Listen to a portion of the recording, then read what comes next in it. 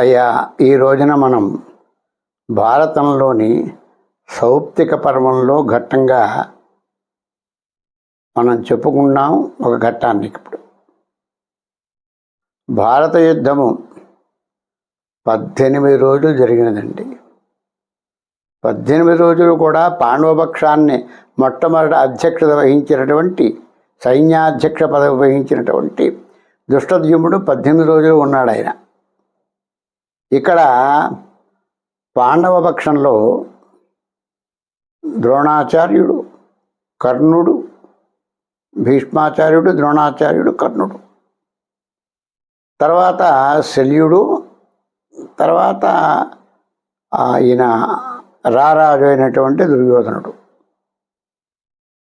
ఎవరు ఎన్ని రోజులు యుద్ధం చేశారంటే చెప్పాడు, 10 దినంబులు గాంగేయుడు దినపంచకంబు ఆచార్య ద్రోణుడు దినద్వయంబు భానుసూనుడు శల్యుండర్ధంబు మరియు అర్ధంబు రారాజు జరిగే ఆహవము 18 దినంబులు అన్నాడు. 10 రోజులు భీష్మాచార్యుడు చేశాడు. భీష్మాచార్యుడు పడిపోయిన తర్వాత యుద్ధరంగంలో తర్వాత అధ్యక్ష పదవి ద్రోణాచార్యుల వారికి ఇచ్చారు. ఉభయసేనకి ఆయన గురువు, మొత్తం కౌరవ పాండవులకి అందరికీ ఆయనే గురువు. ఆయన 5 రోజులు చేపిస్తే ఆయన కూడా యోగ మార్గంలో వెళ్ళిపోయాడు పైకి. ఇక శల్యుడు ఒక పూట చేశాడు, అర్ధదినము. దినము అనగా అహము కానీ నిషి కానీ. అహము అనగా పగలు, నిషి అంటే రాత్రం.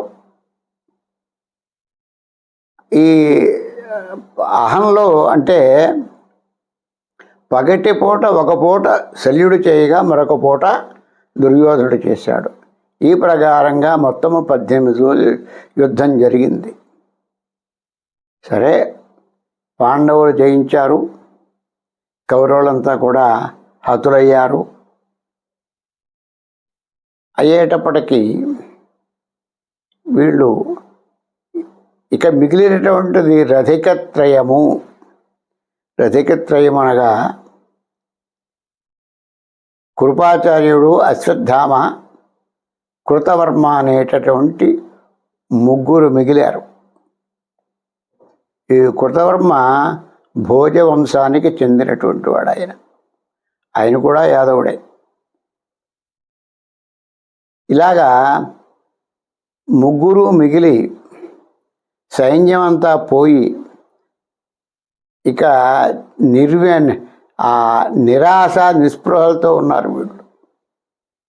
సరే, ఇప్పుడు పరిస్థితులు బాగుండలేదు అని చెప్పి రాత్రికి వెళ్ళిపోయి ఒకానొక చెట్టు కింద వాళ్ళు విశ్రమించి నిద్రపోతూ ఉన్నారు. అయితే వీళ్లలో అశ్వత్థామకి నిద్ర పట్టలేదు. ఎందుచేత అంటే తండ్రిని అస్త్ర సన్యాసం చేసి పద్మాసనం వేసుకుని యోగముద్రలో ఉండగా ధృష్టద్యుమ్నుడు అనేవాడు వచ్చి ఇతని తల నరికేశాడు. అప్పటికే ఆయన యోగ మార్గంలో బయటికి వెళ్ళిపోయాడు. ఈ బ్రహ్మరంధ్రం గుండా ప్రాణాలు పైకి వెళ్ళిపోయాయి. ఆ విషయం అతనికి తెలియదు. తెలుసున్నదల్లా కృష్ణుడికి మాత్రమే తెలుసు అప్పుడున్న వాళ్ళల్లో. అయితే ఇతను బాగా ఆలోచిస్తున్నాడు. అంటే తండ్రి మరణం గుర్తొచ్చింది ఆయనకి. తండ్రికి అసలు అతని చేతిలో ఆయుధం ఉండగా దేవతలు కూడా అతనిని జయించలేరు. మరి ఎలాగా అంటే ఆ ధనుస్సు కింద పడేయాలి. ధనుస్సు ఎందుకు పడేస్తాడండి? యుద్ధం చేసిన వాడు ధనుస్సు కింద ఎందుకు పడేస్తాడు? కత్తి యుద్ధం చేస్తుంటే ఆ కత్తి కింద పడేస్తాడా? వాడికే ప్రమాదం కదా. అది పడేయడు. ఏ ప్రకారంగా ఈయన ధనుసు పడేస్తాడు అంటే ఆ రాత్రి వాళ్ళు అనుకున్నారట. అంటే ఆ ద్రోణాచార్యుడు ఆ రెండవ రోజు యుద్ధం అంటే మొదటి రోజు యుద్ధం అయిన తర్వాత రాత్రి వాళ్ళు అనుకున్నారు ఎలాగ ఈయన అస్త్ర సన్యాసం చేస్తాడు అంటే. అప్పుడు అన్నాడు కృష్ణుడు అన్నాడు కదా, వినకూడని మాట అనకూడని, వినకూడని వినరాని మాట విన్నట్లయితే ఆచార్యుడు ధనస్సు విడిచిపెట్టేస్తాడు అన్నాడు. అంత అనకూడని వినకూడని మాట ఏముంటుంది? బాగా ఆలోచించారు. అలా కదయ్యా, అతను కుమారుడు అశ్వత్థామ ఉన్నాడు కదా, ఆ అశ్వత్థామ చచ్చిపోయాడంటే ఒక్కగానొక్క కొడుకు పోతే ఎవరు మాత్రం తట్టుకోగలరు? మానవ మాత్రలు ఎవరు తట్టుకోగలరు? ఈ మాట మనం చెప్పినట్లయితే అతను ధనస్సు కింద పడేస్తాడు. ఎప్పుడైతే కింద పడేసాడో మనం కొట్టేయచ్చు అనుకున్నారు. అనుకుంటుంటే సరే అందరూ అంగీకరించారు. ఇతను చెప్పిన దానికి అందరూ అంగీకరించారు. కానీ ధర్మరాజు మాత్రం అంగీకరించలేదు. అయ్యో, మాకు గురువు గారు చిన్నప్పటి నుండి కూడా ఒళ్ళో కూర్చోబెట్టుకుని విద్య నేర్పాడు ఆయన. చిన్నపిల్లలం మేము. ఎంతో లాలించి ముద్దాడి ఎంతో లాలనతో చెప్పాడు విద్య. విద్యార్థులకు విద్య చెప్పినట్టుగా లేదు. అన్ని మర్మాలు మాకందరికీ చెప్పాడు. అటువంటి ఆచార్యుడిని, అందులో బ్రాహ్మణుడు ఆయన ఆచార్యుడిని వంచి కొట్టడం నా వల్ల కాదన్నాడు.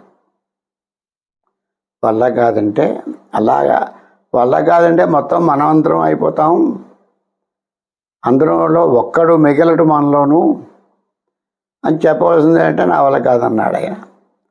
అప్పుడు గతంలో శుక్రాచార్యుడు శుక్రనీతి అని చెప్పి ఉన్నది. శుక్రాచార్యుడు చెప్పిన విషయాన్ని గుర్తు చేశాడు కృష్ణ భగవానుడు. ఏమిటండి?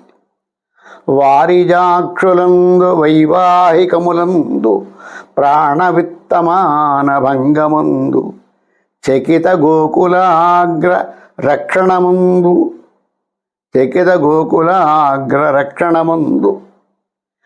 పల్కిన నఘము పొందడదిపా అన్నాడు.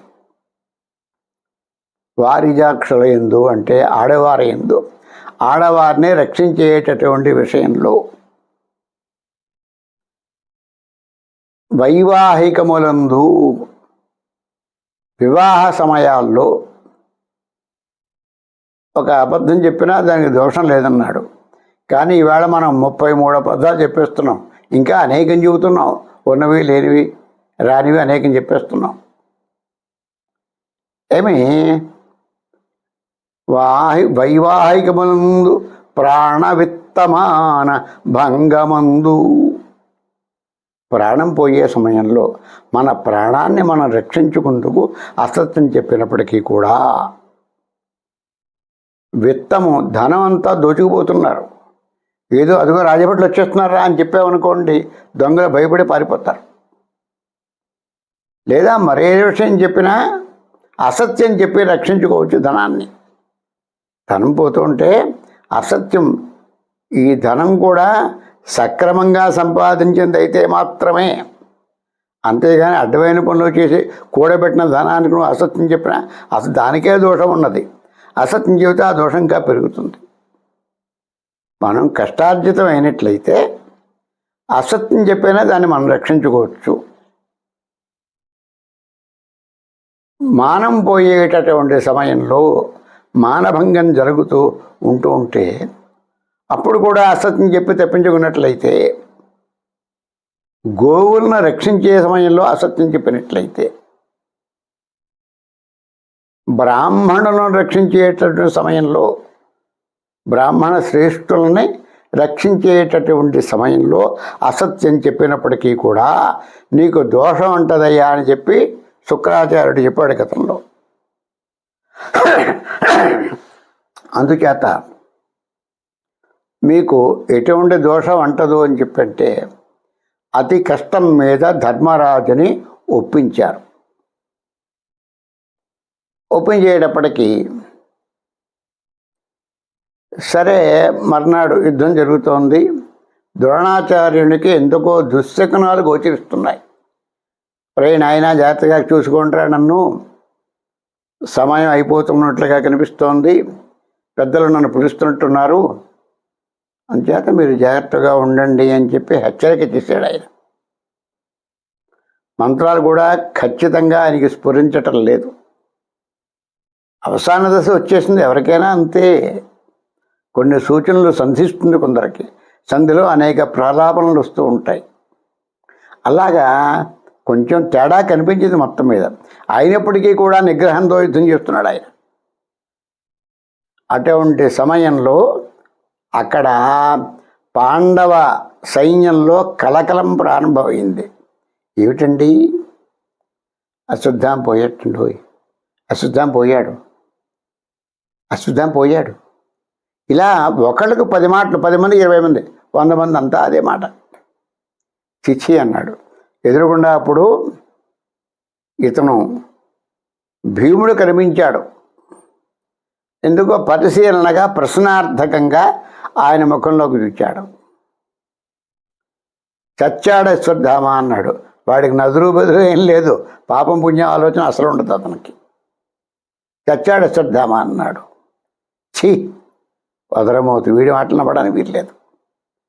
ఎవరైనా ఏనైనా కూతురు కూస్తారు, మనకి లక్ష్యం లేదు, మనం నమ్మక్కర్లేదు. అయితే ధర్మరాజు అసత్యం చెప్పడు కదా, ధర్మరాజు వాస్తవమే చూపుతాడు కదా అని చెప్పి ధర్మరాజు ఉన్న వైపు రథాన్ని పోనిమ్మన్నాడు. తిన్నగా ధర్మరాజు ఎదురుకుండా వచ్చాడు ఈయన. అప్పుడు ప్రశ్నార్థకం అంటే వీళ్ళు ఇలా అంటున్నారు, నిజమా ఇది అన్న ఆలోచనలు వచ్చింది. అంటున్నారు నిజమా అనేటప్పటికీ అసలు అశ్వత్థామకి చావే లేదు, చావు రాదు, కలకాలం ఉండిపోతాడు ఆయన. అటువంటి వాడు పోయేటంటే పోవడం అన్న మొట్టమొదటి బిగి ఉన్నది. 10 మాటలు వినేటప్పటికీ అందరి నోట అదే వినేటప్పటికీ అనుమానం వచ్చింది దీనికి. ధర్మరాజుకి చూసేటప్పటికీ అశ్వత్థామ హతః, అశ్వత్థామ అని గట్టిగా చెప్పి అశ్వత్థామ హతః అని చెప్పి కుంజరః అని చెప్పి మెల్లిగా చెప్పాడు, చన్నన్న గొంతుకుతో. ఇది వినిపించకుండా చెప్పాడు. అశ్వత్థామ హతః అని చెప్పి ధర్మరాజు ఎప్పుడైతే అన్నాడో భైరీనాథ మ్రోగించేశారు వాళ్ళు. అలా కొట్టేసేటప్పటికీ నిజంగా లేదు సుష్మా, ఇది ఒట్టిదే అని ఆయన చెప్పినప్పటికీ కూడా ఈయనకి వినపడం కూడా చేశారు. ఆయన చెప్పడం లేదు. అశ్వత్థామ హతః కుంజరః అంటే అశ్వత్థామ అనే పేరు కలిగినటువంటి ఏనుగు చచ్చిపోయింది అన్నాడు. అశ్వత్థామ ఏనుగు చచ్చిపోయింది అనేటప్పటికీ ఏమిటిది, మరణం లేదు, మృత్యువు లేదు. గతంలో ఈశ్వరుడు వల్ల మనం వరం పొందిన నా కొడుకు మృత్యువు లేకున్నాను, ఇది ఎలా సంభవం? ధర్మరాజు అంతటి వాడు చెప్పిన తర్వాత అది వాస్తవమే అయి ఉండాలి అని చెప్పి కొన్ని విషయాల్లో, కొన్ని ఘటనల్లో మన విచక్షణా జ్ఞానాన్ని అంటే ఆలోచన జ్ఞానాన్ని కోల్పోతాం. తాత్కాలికంగా కావచ్చు, అది మనకి విపరీతమైన నష్టాన్ని కలగజేస్తుంది. అయ్యో, నా గారాల పట్టి ఎంతో అల్లారు ముద్దుగా పెంచుకున్నాను వాడిని, ఎంతో మంచి పేరు తెచ్చుకున్నాడు వాడు హతడవడమా? వాడే వెళ్ళిపోయిన తర్వాత నేనుండి ప్రయోజనం ఏమిటి? నాకెందుకు ఈ యుద్ధం, ఎందుకు ఈ జన్మ నాకెందుకు అని చెప్పి ఆ ధనుర్బాణాలు అక్కడ విడిచిపెట్టేసి పడేశాడు. ఎక్కడ? రథం మీద పడేశాడు. రథం మధ్యగా కూర్చుని పద్మాసనం వేసుకుని యోగనిష్టలోకి వెళ్ళిపోయాడు ఆయన. ఎప్పుడైతే యోగనిష్టలోకి వెళ్ళిపోయాడో వీళ్ళ పితృదేవతలు కూడా నీకెందుకు యుద్ధం నువ్వు వచ్చి, నీకు సమయం అయిపోయింది, వచ్చేయి అంటూ ఉంటే ఆ యోగనిష్టంలో యోగ మార్గాన ఆ బ్రహ్మరంధ్రం పగిలి ఆ నెత్తిమి శిరస్సు మీద ఉంటుంది బ్రహ్మరంధ్రం, దీని గుండా ఆ పైకి వెళ్ళిపోయింది ఈయన తేజస్సంతా. విగత జీవుడయ్యాడు, ప్రాణం పోయింది. వెంటనే ఎప్పుడైతే ధనుస్సు పడేశాడో ఈయన, ఎదురుగుండా ఉన్నటువంటి దుష్టద్యుమ్నుడు గబగబా కరవాలంటే కత్తి పట్టుకొచ్చి చేత ధరించి ఇతని రథం ఎక్కి ఇతని శిరస్సు జుట్టు చేతో పట్టుకున్నాడు, శిరస్సు ఖండించేశాడు. అతను వెళ్ళిపోయాడన్న సంగతి వీడికి తెలియదు. అప్పటికే ఈ కృష్ణార్జునులు వద్దు, తప్పు, ఇది వెళ్ళకూడదు అంటున్నారు. వెళ్ళిపోవడానికే ఏర్పాడంతా చేశారు, అయినప్పటికీ వద్దు అంటున్నారు. వీడు వినడం లేదు, శిరస్సు ఖండించేశాడు. ఈ ప్రకారంగా వంచన చేసి తన తండ్రిని చంపేశాడు దుష్టద్యుమ్నుడు. మనకి అంతా అన్యాయమే జరిగింది. మనకి అతని భావన, ఎవరిది? అశ్వత్థామ యొక్క భావన ఏమిటయ్యా అంటే, భీష్మాచార్యుణ్ణి శిఖండిని అడ్డం పెట్టుకుని వెనక నుంచి కొట్టేశాడు అర్జునుడు. నా తండ్రిని ఇలా కొట్టేశాడు, ప్రాణాలు విడిచిపెట్టేటువంటి విగత జీవిని కొట్టేశాడు. ఇక ఈ ధర్మం నేనెందుకు పాటించాలి? పాపం అప్పటిదాకా కూడా అతను న్యాయంగా వీరోచితంగా పోరాడాడు. వీళ్ళల్లో పాండవులలో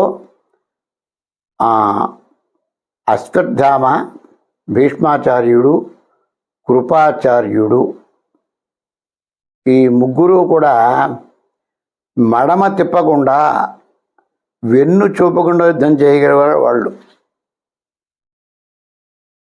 వీళ్ళకి ఎదురు లేదు, పారిపోవాల్సిన పని లేదు. బాణాలు అశ్వత్థామకి కొడితే, అర్జునుడు కొడుతూ ఉంటే ఇక్కడ చీల్చుకుని వెనక్కి వెళ్ళిపోయే బాణాలు, గుండెను చీల్చి వెనక్కి వెళ్ళిపోయాయి. శరీరం అంతా రక్తసిక్తం అయిపోయింది, మోదుగ వృక్షం అయిపోయాడన్నాడు అశ్వత్థామ. మోదుగ వృక్షం అంటే మోదుగు పువ్వులన్నీ తెల్లగా ఉంటాయి, ఎర్రగా ఉంటాయి. ఆ ఎరుపు అంతా ఇతని ఒంటిని పట్టుకుంది. రక్తం కారిపోయి కొంత, పుండ్లు పడిపోయి కొంత, గాయమై కొంత. ఇలాగ ఈయన రక్తసిక్తమైనప్పటికీ కూడా నిలబడి యుద్ధం చేశాడండి, పారిపోకుండా. అప్పుడు అర్జునుడికి జాలేసిందిట. ఎంచేత గురుపుత్రుడు ఈయన, పైగా బ్రాహ్మణుడు. గురుపుత్రుడు అంటే సోదర సమానుడు. ఈయన్ని ఇంక బాధ పెట్టకూడదు, ఇబ్బంది పెట్టకూడదు అని చెప్పి అక్కడి నుంచి అర్జునుడు మరొక చోటుకు వెళ్ళిపోయాడు. కానీ వెనకడుగు వేయలేదు అశ్వత్థామ. అటువంటి యోధుడు అతను, మహారథుడు. ఆయన ఇలాగా అన్యాయం చేసి వంచన చేసి కుట్టేశారు. సరే, మనకెందుకు కావాలి ఈ న్యాయం, ధర్మం, ఇవన్నీ మనకెందుకు కావాలి అనే ఆలోచనకు వచ్చి ముగ్గురు ఆ చెట్టు కింద పడుకున్నారు కదా, ఇదే ఆలోచిస్తున్నాడు. సరే, మనం వెళ్ళి యుద్ధం చేయాలి అంటే మన బలం సరిపోదు, పైగా వాళ్ళు విజయ గర్వంతో ఉన్నారు. విజయం పొందినటువంటి వాడికి బలం రెట్టింపు అవుతుంది. అంటే మిగిలిన యుద్ధాన్ని సులువుగా చేయగలరు వాళ్ళు. మన బలం ఓడిపోయిన వాడికి బలం క్షీణిస్తుంది. తన బలం ఉపయోగించినా ఇంకా తగ్గిపోతుంది, కానీ ఉపయోగించలేడు వాడు. ఇలా చూస్తూ ఆలోచిస్తుంటే అప్పుడే ఒక సర్పం ఆ చెట్టు వృక్షంపైకి ఎక్కి ఆ త్వరలో ఉన్నటువంటి పక్షి గుడ్లను తినేస్తోంది. చూచాడు, రాత్రిపూట పక్షి ఆహారం వేటకై వెళ్ళింది, గుడ్లు లోపల పదిలంగా పెట్టింది. అయినప్పటికీ కూడా ఈ సర్పం వెళ్ళి రాత్రిపూట పక్షి వస్తే చంపేస్తుంది సర్పాన్ని, నిమిషంలో పొడిచి చంపేస్తుంది సర్పాన్ని. అందుచేత ఆలోచించాడు బాగా. ఓహో, నాకు ఇదే ఆదర్శం. ఎదురుగుండా వెళ్ళి అసలు కృష్ణుడు ఉన్నంతసేపు కూడా పాండవులు ఎవ్వరూ వెళ్ళలేరు. అది రూఢే అయిపోయింది.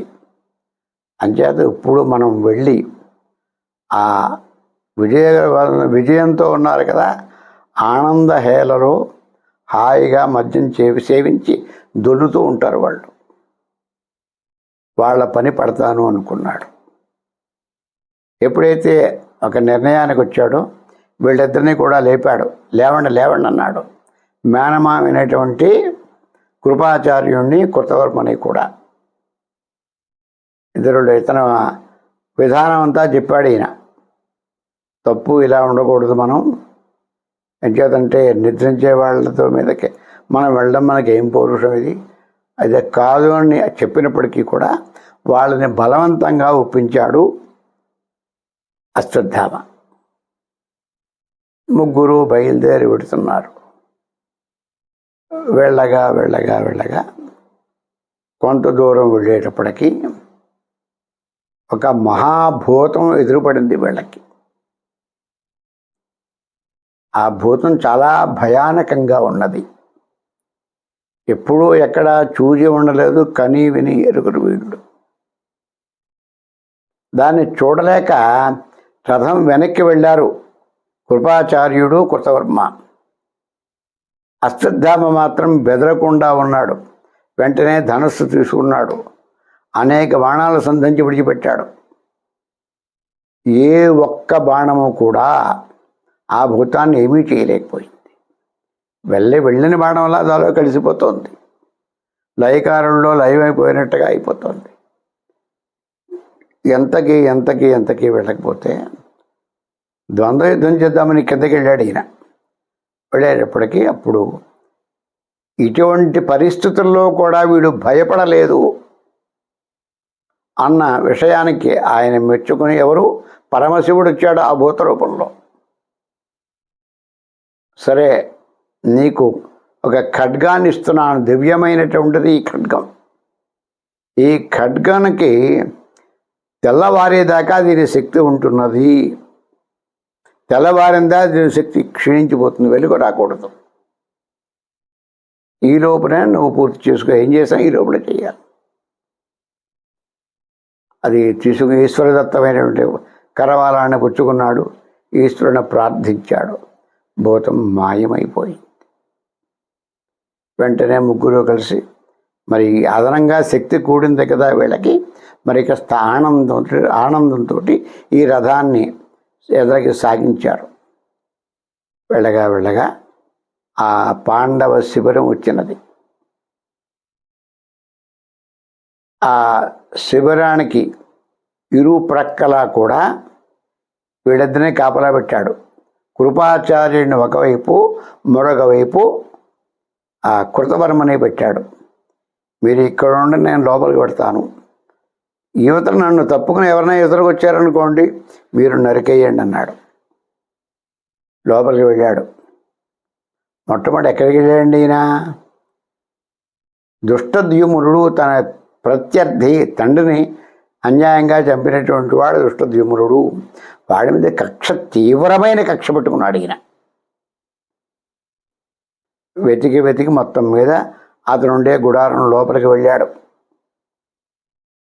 ఆ పరదా తప్పించాడు. లోపల హాయిగా ఆదమరిచి నిద్రపోతున్నాడు అతను. ఇది మంచి సమయం కదా అనుకున్నాడు. తన ధనస్సు యొక్క వింటి కొననున్నటువంటి ఆ నారిని విప్పాడు. ఒకవైపు నారిని విప్పాడు. నారి అంటే అల్లెత్రాడు అంటారు దాన్ని. అది నారి తీసుకొని నిద్రించినటువంటి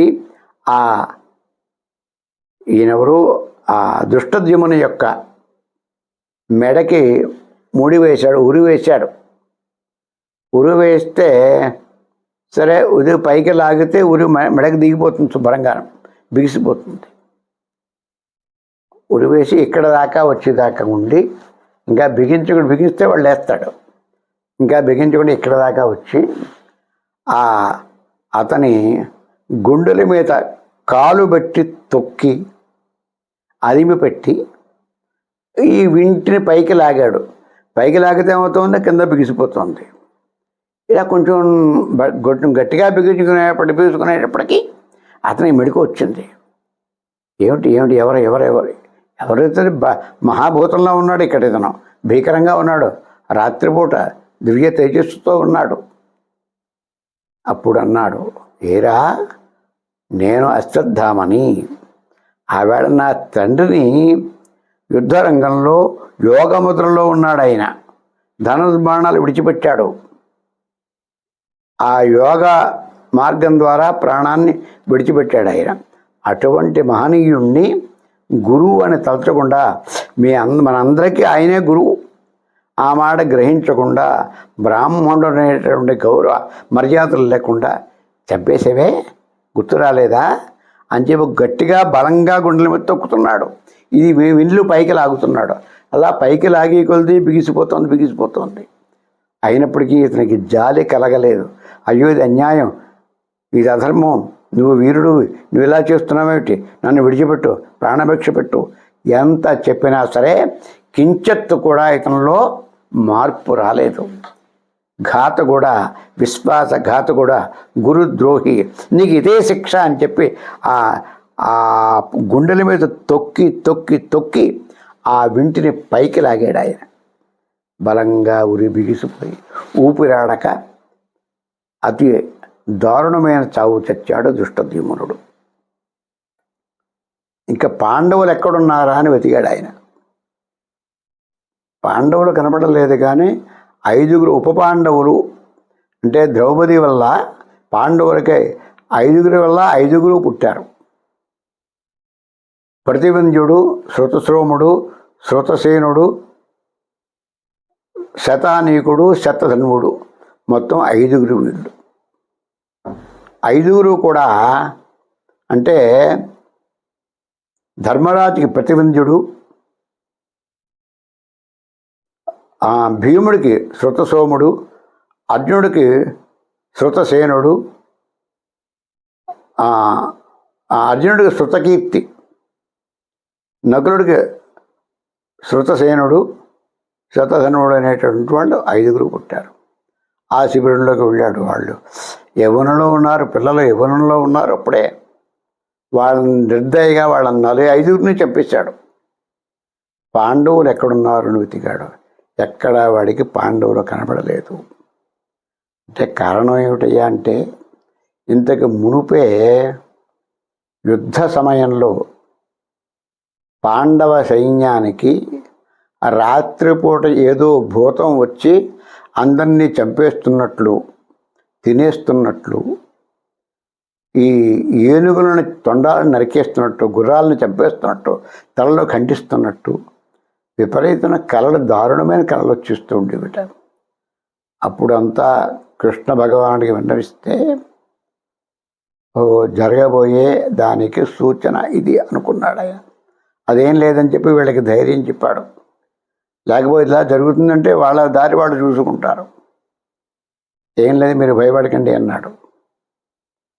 ఇది ఇలా జరుగుతుందని చెప్పి జగన్నాటక సూత్రధార అయినటువంటి కృష్ణ భగవానుడికి తెలుసు. అందుచేత ఈ 5 పాండవుల్ని తీసుకొని మరొకరు ఎవరయ్యా అంటే ద్రౌపదిని కూడా తీసుకుని చిన్నగా వేరే చోటుకు వెళ్ళిపోయారు. విశ్రాంతి తీసుకుందామని చెప్పి వెళ్ళిపోయారు. మోఘవతి అనేటటువంటి ప్రాంతంలో వాళ్ళు విశ్రాంతి పొందుతూ ఉన్నారు. అంటే అది వీళ్ళకి పాండవులు కనపడలేదు. దైవ నిర్ణయం, వాళ్ళకేం హాని జరగకూడదు. కృష్ణుడు ఉన్నంతకాలం కూడా పాండవులకి ఎవరికి ఏమీ కాకూడదు, కారాదు. ఇది నిర్ణయం, విధి నిర్ణయం, దైవ నిర్ణయం. కృష్ణ భగవానుడు శాసించాడు. ఆ శాసనమే ఫలితమే ఇది. జగత్తంతా ఆయన కనుసనలో నడవలసిందే కదా. ఇక్కడ మనకి కలకలం ఉంటుంది. మనకి వీళ్ళంతా గురువుబడి నిద్రపోతూ ఉంటారు. మనకి ఇక్కడ ప్రశాంతత ఉండదని తీసిపోయాడు ఆయన. వేరే చోట తీసి అక్కడ విశ్రాంతి పొందుతూ ఉన్నారు. ఇలా జరుగుతుంది తెలుసు. ఉంటే పాండవులు కూడా అయిపోవాలి అక్కడ. వాళ్ళు ఇంకా కథ ఉన్నది కాబట్టి అవ్వలేదు. సరే, ఇతనే ఏం చేశాడు, తిన్నగా ఆ ఒకడిని ఎప్పుడైతే చెప్పాడో రెండో వాడిని చంపడం సులువు, మూడో వాడిని ఇంకా సులువు. అలాగా ఖడ్గ మహత్యం వల్ల, ఈశ్వర దత్తమైనటువంటి ఖడ్గ మహత్యం వల్ల మొత్తం అందరిని దొరికిన వాడిని దొరికట్టు ఉన్నవాళ్ళు అన్నట్టు చంపేశాడు ఆయన. చంపేస్తూనే ఉన్నాడు. ఏనుగుల తొండాలు నరికేశాడు, గుర్రాలని ఆ శిరస్సు ఖండించాడు. ఇంక ఎక్కడ కత్తి వేస్తున్నాడో వాడికే తెలియట్లేదు. ఉన్మాదావస్థలో పడిపోయాడు ఆయన. కొట్టి కొట్టి నరికి నరికి చంపేస్తున్నాడు.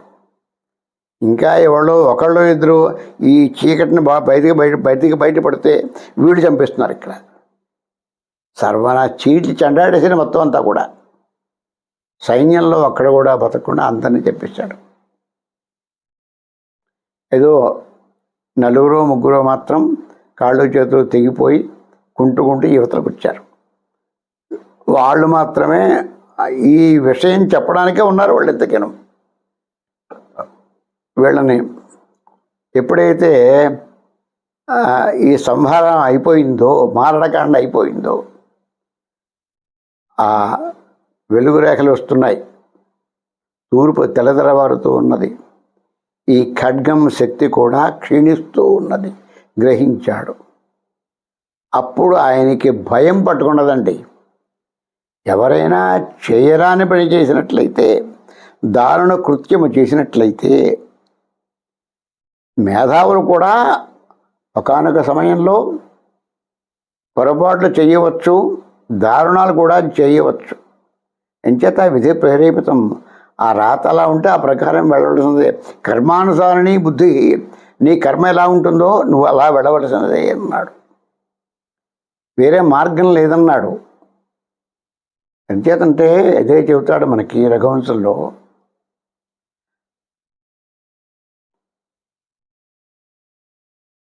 పౌలశ్చక్యం పరదారాహరణం నదోషం న విజ్ఞాయతే కాకుత్సేన కథం హైమరహరణస్య సంభవో లక్షితః. కాకుత్సేన కథం హైమహరిణస్య సంభవో లక్షితః. అక్షానాం యుధిష్ఠిరేణ మహతా దుష్టోపి పాకం కథ్యతాం అన్నాడు. చూడండి, ప్రాజ్ఞానామపి దైవ వంచిత ధియాం ప్రాయో మతి క్షీయతే అన్నాడు. చూడండి, రామచంద్రుడు అవతార పురుషుడు, సాక్షాత్ మహావిష్ణువే ఆ రూపంలో వచ్చాడు. మహాపురుషుడు, సమస్తము తెలుసున్నటువంటి పరిపూర్ణ మానవుడు. రాముడు అంటే పరిపూర్ణ మానవుడు, పురుషోత్తముడు. ఆయనకి తెలవదండి ఎక్కడా కూడా బంగారు లేడి ఉండదు అన్న సంగతి ఆయనకి తెలవదా? తెలుసున్నప్పటికీ కూడా దారి వెంట పడ్డాడు ఆయన. పౌలశ్చక్యం పరదారాహరణం నదోషం న విజ్ఞాయతే. రావణుడు బ్రహ్మ మానస పుత్రుడు. అతని వంశం ఎలాంటిదయ్యా అంటే, బ్రహ్మగారి యందు ఆయన మనస్సు నుండి మానసిక పుత్రుడు ఎవరయ్యా అంటే పౌలశ్చ బ్రహ్మ అన్నాడు. బ్రహ్మ సృష్టించిన వాళ్ళంతా అంటే మనోసంకల్పం చేత సృష్టించబడిన వాళ్ళంతా కూడా బ్రహ్మమానస పుత్రులే. నారదుడు, మరీచి, కశ్యపుడు ఇలా అనేక మంది ఉన్నారు. ఈ పౌలశ్చుడు కూడా దాలోవాడే. బ్రహ్మమానసపుత్రుడు పౌలశ్చుడు, పౌలశ్చు కుమారుడు విశ్రవసుడు. ఆ విశ్రవసుడికి కైకసికి పుట్టినటువంటి వాడు ఈ రావణుడు. అంచేత ఇతన్ని రావణ బ్రహ్మ అని కూడా అంటూ ఉంటాం. ఈయన చతుర్వేద పారంగతుడు, శివపూజ దురంధరుడు. శివపూజలో ఇంతటి మహాభక్తుడు లేడు. శివుణ్ణి కీర్తించడంలో, శివుడి మీద స్తోత్రం చెప్పడంలో ఇతనికి సాటి లేదు. ఇతనికి మించిన వాళ్ళు లేరు. అయినప్పటికీ కూడా ఇంత తెలుసున్న, ఇంత శాస్త్ర పరిజ్ఞానం ఉన్న వేద పారంగతుడైనప్పటికీ కూడా ఇతరుల భార్యను తెచ్చుకున్నట్లయితే ఎంత దోషము. అన్న సంగతి ఆయన తెలవదా అండి? తెలుసున్నప్పటికీ కూడా ఆయన పని చేశాడు. ఇక అక్షాణం యుధిష్ఠరుడు అంటే ధర్మరాజు. ఆయనకి తెలవదటండి జూతం సప్త వ్యసనములలో ఒకటి. జూదం రాజులకి వాళ్ళకి చెల్లుతుంది, ఆ జూదం ఆడచ్చు అని చెప్పి ఒకానొక కారిక ఎక్కడో ఉన్నది. కానీ దోషభూయిష్టమే అది. అయినప్పటికీ ఆయన జూదం ఆడాడు. ఆ జూదం ఆడటం వల్లను ఆయన సర్వ కష్టాలు కొని తెచ్చుకున్నాడు.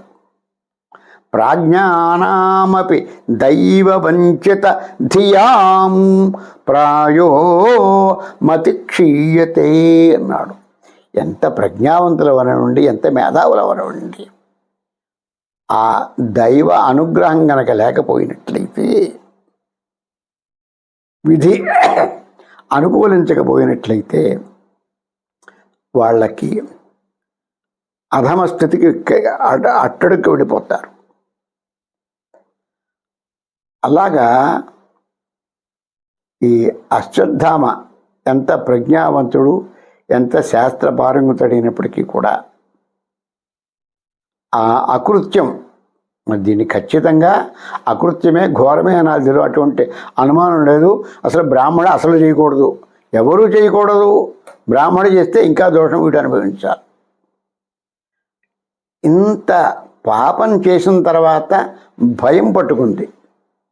ఎవరికైనా కాని పని చేసినట్లే దొంగతనం చేసామనుకోండి, మనం లోపల ఎక్కడో భేదిస్తూనే ఉంటాం, అయ్యో మనం తప్పు చేసామని. ఎవరికైనా అంతే. తప్పు చేసిన వాళ్ళకి మనసు ఘోషిస్తుంది.